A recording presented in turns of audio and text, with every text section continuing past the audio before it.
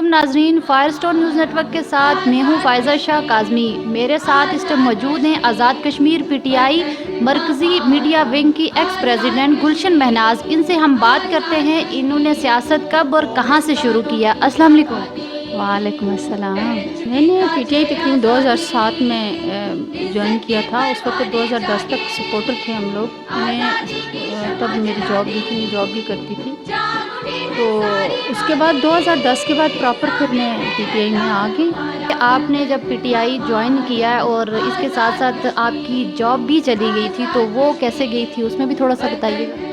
बस वो ये मेरी सियासी मूवमेंट थी और जिसकी वजह से फिर इसकी कंप्लेंट होगी, केस हो गया मेरे पे। फिर उसके बाद मैं केस भी हार गई। तो जब हुआ तो फिर मैं आ गई पीटीआई में।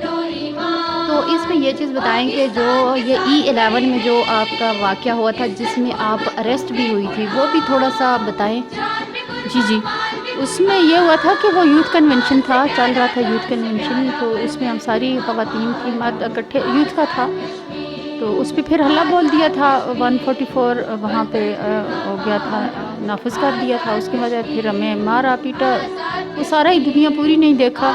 तो मुझे अरेस्ट किया। मेरे साथ एक दूसरी लड़की थी, सकीना, वो थी। हम लोगों को ले गए उठा के, वो गोलरा थाने में बंद कर दिया। 12 घंटे तक वहाँ पे रखा। तो फिर उसके बाद हम लोग घर आए। तो 12 घंटे तक आपको रखा, तो क्या गोलरा थाने में वुमेन में या के जेंट्स वाले में? नहीं, जेंट्स थाने में हमें रखा था, मर्दों के साथ वाले थाने में। तो उसलिए हमें बहुत ज़्यादा प्रॉब्लम्स वहाँ पे हमने फेस की।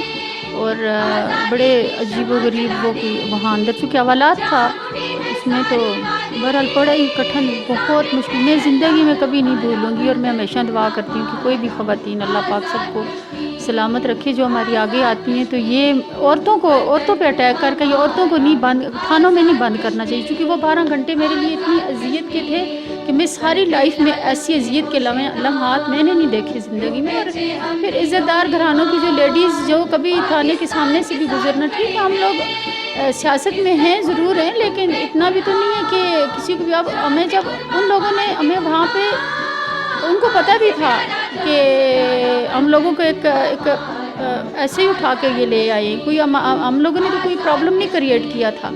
चलते चलते उठा कर घसीट के कि आप लोग यहाँ पे क्यों आए हो। और बस बड़ा बड़ा जुल्म किया, मुझे वो कभी नहीं भूलेगा। और अभी जो 2021 में आज़ाद कश्मीर के इलेक्शन आ रहे हैं, तो उस इलेक्शन में आप किस ओहदे के लिए इलेक्शन लड़ना चाहती हैं? मैं एमएलए के लिए लड़ूंगी अपने हलके से। हम लोग तो कई नस्लों से अपने हलके में सियासी हमारी मूवमेंट है, कई नस्लों से।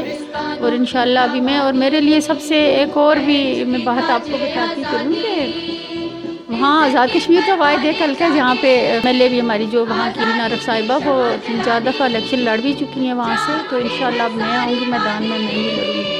बैरिस्टर सुल्तान चौधरी जो कि प्रेसिडेंट पीटीआई के इस वक्त आज़ाद कश्मीर में हैं, उनकी क़यादत में आप सब वर्कर्स जो हैं काम कर रहे हैं, तो उनकी वर्किंग को आप कैसे देखते हैं कि आज़ाद कश्मीर में आप मुतमिन हैं उनकी वर्किंग से? हाँ जी, हम लोग तो 100% मुतमईन हैं, इसलिए कि वो खान साहब ने उनको सिलेक्ट किया है। खान साहब उनको लेके आए हैं और वो माशाल्लाह बहुत अच्छा, हम तो उनके साथ हैं। हमारे तो वो लीडर हैं, हमारे तो लीडर हैं। और सबका वो पीएम भी रहे आज़ाद कश्मीर में। इंशाल्लाह आइंदा जब हमारी गवर्नमेंट आएगी तो मैं तो यही समझती हूँ कि पीएम हमारे बैरिस्टर साहब ही होंगे। नेक्स्ट एक प्रोग्राम के साथ हाज़िर होंगे, तब तक के लिए अल्लाह हाफिज़।